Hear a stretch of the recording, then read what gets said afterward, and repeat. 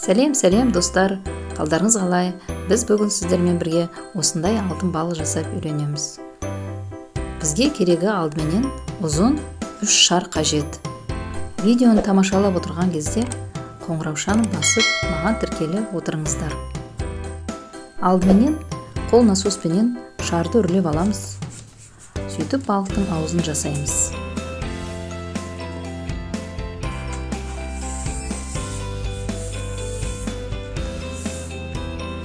Видеодағыдай аздап ауасын шығарамыз. Шамамен бос орын 8 саусақтай қалу керек.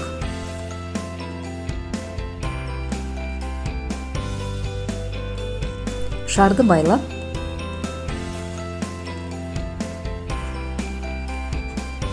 бір кішкене бөлікке бөлеміз. Өзіміздің қолымызға ыңғайлы қойып аламыз. Бірінші моншақ жасадық, енді екінші моншақ жасаймыз. Екеуі бірдей болу керек. Видеодағыдай екеуін біріктіреміз. Бір рет орап, одан үстінен айналдырып бекітеміз.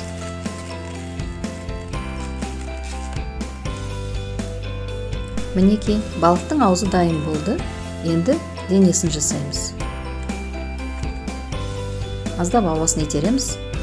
Шамамен 8 саусақтай тағы да бір бөлікке бөлеміз. Яғни бұл денесі болады. Артынша тағы да 2 моншақ жасаймыз. Ол бізде кейінірек жүзбе қанаттарын бекітетін жер болады.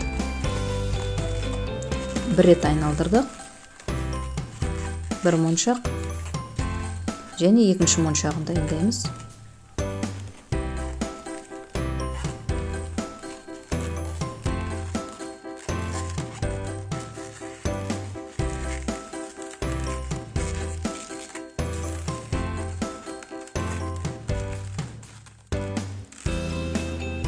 Енді қайт денесіне ораламыз.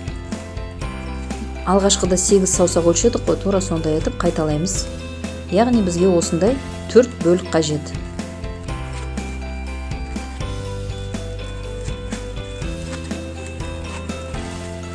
Шарды айналдырып орап отырсаңыздар, шар жарылмайды. Екеу болды, мынау үшіншісі.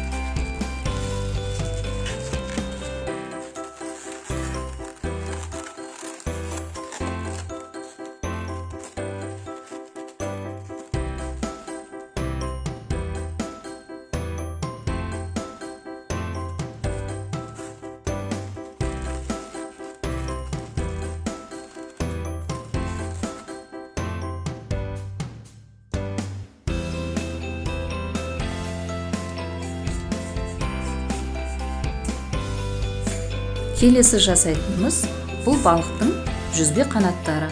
Шарды үрлеп, байлап алдық міне. Енді бағанағы 2 моншаққа бекітеміз.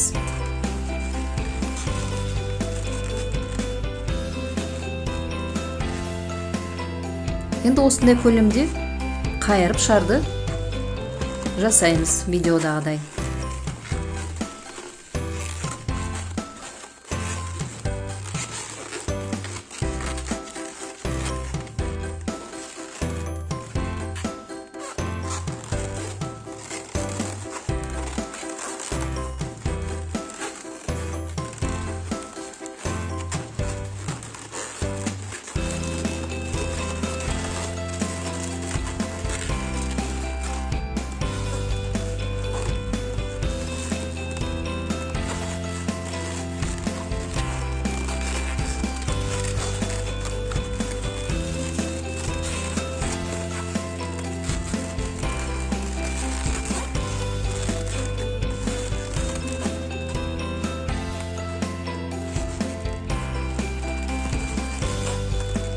жүзбе қанаттарын ретке келтіріп жатырмын.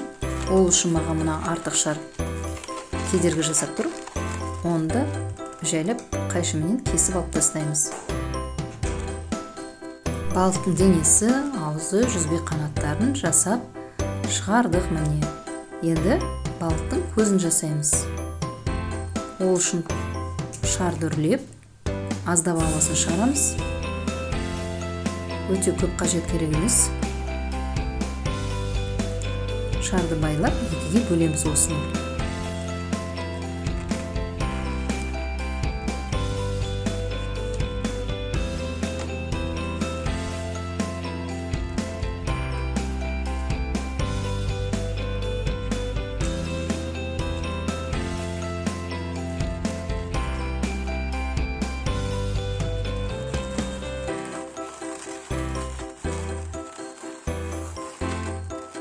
Көздерін бір бөліктің арасынан өткізіп жібереміз осылай.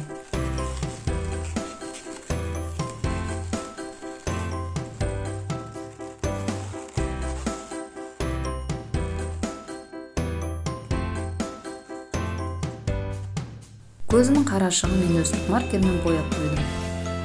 Менімен аяғына дейін болғандарыңызға рахмет.